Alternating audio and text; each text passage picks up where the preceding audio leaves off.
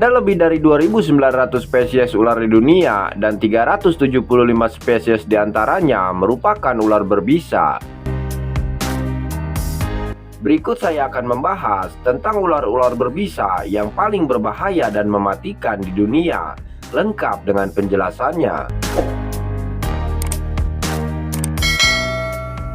Jika kehidupan hewan di dunia ini kita bagi menjadi dua, yaitu kehidupan di darat dan kehidupan di bawah air, maka kita akan mencari raja dari masing-masing kehidupan tersebut. Spesies ular paling berbisa di darat bisa dibilang sangat ketat persaingannya. Bagaimana tidak, 3 kemampuan khusus ular muncul dari 3 ular yang berbeda. Ada yang menyandang gelar sebagai ular berbisa terbesar di dunia, ular berbisa tercepat di dunia, dan ular berbisa yang paling mematikan di dunia. Dari ketiga spesies ular tersebut sama-sama memiliki satu kemampuan dominan. Ophiopagus hana atau king cobra memiliki ukuran terbesar di dunia dari golongan ular berbisa. Panjang tubuhnya mampu mencapai 5 meter lebih. Lalu mamba hitam atau Dendroaspis polylepis dari golongan ular berbisa, ia memiliki kemampuan berlari dengan sangat cepat, yaitu mencapai 16 km per jam. Dan yang terakhir adalah ular asli dari pulau Australia, yaitu dari golongan Oxyuranus. Ya, dengan wajah yang tidak asing lagi, inilah Oxyuranus microlepidotus atau taipan pedalaman. Dari semua spesies ular paling berbisa di darat, taipan menyandang gelar sebagai ular dengan toksisitas bisa nomor 1 di dunia. Bagaimana tidak, kekuatan bisa ular taipan ini bahkan 100 kali lebih kuat daripada bisa ular king cobra. Namun yang sedang kita cari adalah siapa raja ular berbisa sejati yang pantas merajai seluruh daratan dunia. Jadi, penjelasan di atas tadi saya rasa belum cukup untuk mendeskripsikan tentang siapa yang terbaik. Jadi mari kita lebarkan sedikit penjelasannya. Mungkin kita sepakat, untuk kelas ular yang memiliki bisa mematikan, memiliki kemampuan berlari cepat, sangat menentukan persentase keberhasilan dalam berburu. Selain itu, ular ini memiliki tingkat akurasi tinggi pada saat menyerang mangsa. Bagaimana tidak, ia mampu berlari sambil berdiri, bahkan hingga sampai 40% panjang tubuhnya. Memiliki kemampuan memanjat dan nilai toksisitas bisa yang terbilang sangat kuat. Ular yang mendiami padang sabana di Afrika ini memiliki kandungan bisa neurotoksin yang mampu menyerang dan melumpuhkan sistem syaraf. Reaksi bisanya sangatlah cepat. Gejala biasanya muncul dalam durasi 10 menit setelah gigitan. Di Afrika, mamba hitam menjadi satu-satunya ular berbisa yang selalu menyebar teror setiap tahunnya. Gigitannya terhadap manusia biasanya memberikan sensasi kesemutan, mengingat gigitan mamba hitam tidak menyebabkan pembengkakan lokal, namun kemudian gejala berlanjut pada kelumpuhan secara bertahap. Dan jika dalam waktu 30 menit korban masih belum ditangani, maka persentase kematian bisa mencapai 100%. Pada tahun 1980, Afrika Selatan mencatat setidaknya ada 75 kasus gigitan mamba hitam dan 21 diantara yang tergigit meninggal dunia. Kematian sering terjadi karena keterlambatan penanganan medis, dan kasus gigitan biasanya terjadi pada saat musim kawin ular, yang dimana mamba hitam akan lebih mudah tersinggung pada musim itu. Toksisitas bisa sangat menentukan kesuksesan dalam berburu. Dari 3 jenis ular taipan yang ada, taipan pedalaman merupakan yang paling eksis dari segi bisa, mengingat nilainya sangat mencengangkan. Dengan 1 mg bisa yang disuntikan, taipan pedalaman mampu membunuh 8 ekor gajah, 100 manusia dewasa, dan 1.800 tikus.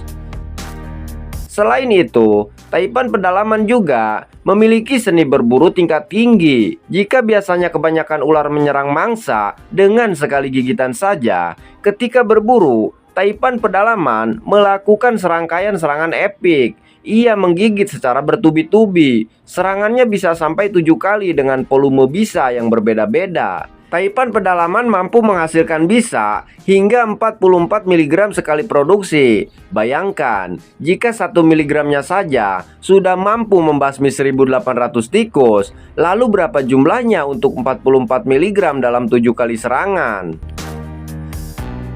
Namun nilai itu hanya berdasarkan hitung-hitungan secara laboratorium saja. Karena faktanya, meskipun Australia menyimpan banyak ular berbahaya, tapi pada kenyataannya, jumlah korban meninggal karena gigitan ular di Australia tidak sampai 1% per tahun.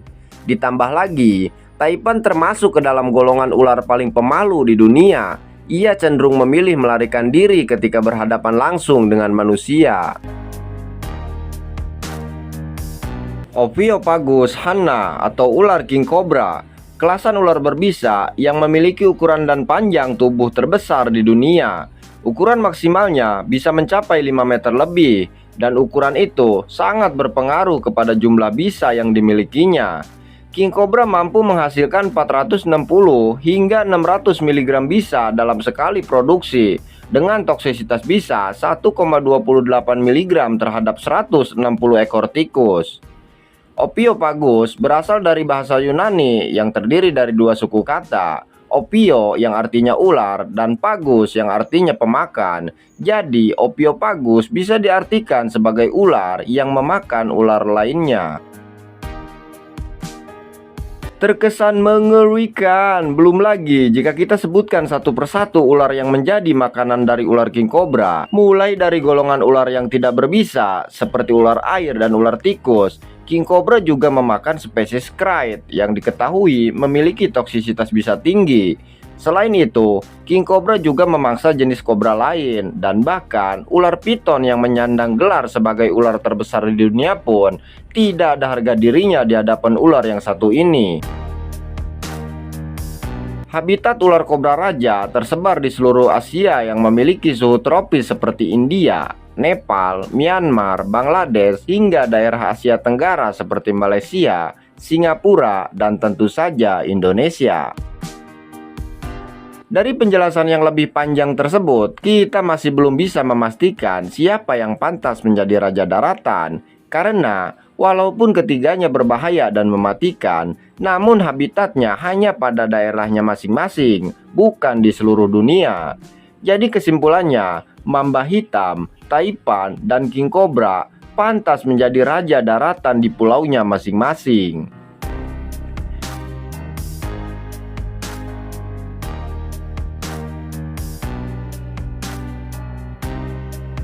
Lalu jika daratan telah memiliki rajanya masing-masing, bagaimana dengan lautan?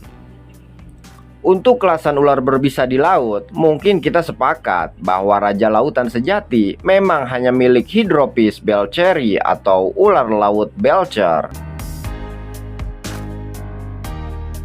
Dikutip dari laman Wikipedia dalam bahasa Inggris, kabarnya terdapat spesies ular laut yang memiliki jenis racun myotoksin dengan fakta mencengangkan. Para peneliti di Amerika melakukan riset terhadap bisa ular laut dan membandingkannya dengan bisa ular king cobra. Kandungan bisa ular laut belcher adalah myotoksin yang toksisitas bisanya bahkan lebih tinggi 100 kali lipat dari ular taipan.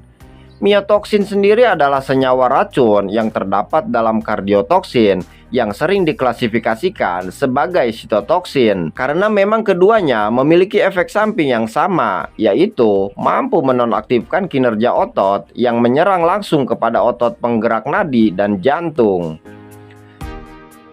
Jenis racun ini memang biasanya terdapat pada ular, khususnya ular laut belcher. Ular laut belcher biasanya ditemukan berenang di dekat terumbu karang Samudra Hindia, Teluk Thailand, Nugini, lepas pantai Filipina, dan perairan laut Indonesia. Namun meskipun berbahaya, ular laut belcher merupakan jenis ular yang jinak dan ramah.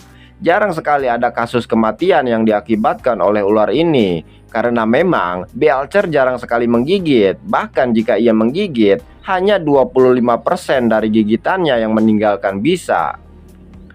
Namun tetap saja, jangan sekali-kali kita mengusik ataupun memprovokasi ular yang satu ini, karena jika ia benar-benar terprovokasi, ia tak segan untuk menggigit manusia. Dan apabila itu terjadi, Anda hanya punya waktu 10 menit untuk bisa selamat.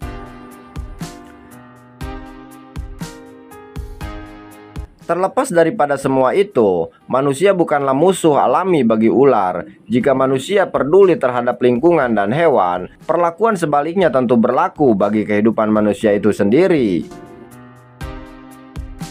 So, bagaimana menurut kalian guys? Silahkan tinggalkan komentar dan saran jika ada kesalahan yang perlu diluruskan. Tetap dukung channel saya dengan memberi like dan tentu saja subscribe, agar saya lebih termotivasi dalam pembuatan konten berikutnya. Terima kasih untuk yang sudah menonton dari awal sampai akhir. Semoga tayangan tadi bisa memberi dan menambah edukasi kepada kita semua. Sampai bertemu di video saya berikutnya, dan saatnya saya mengucapkan see you next time.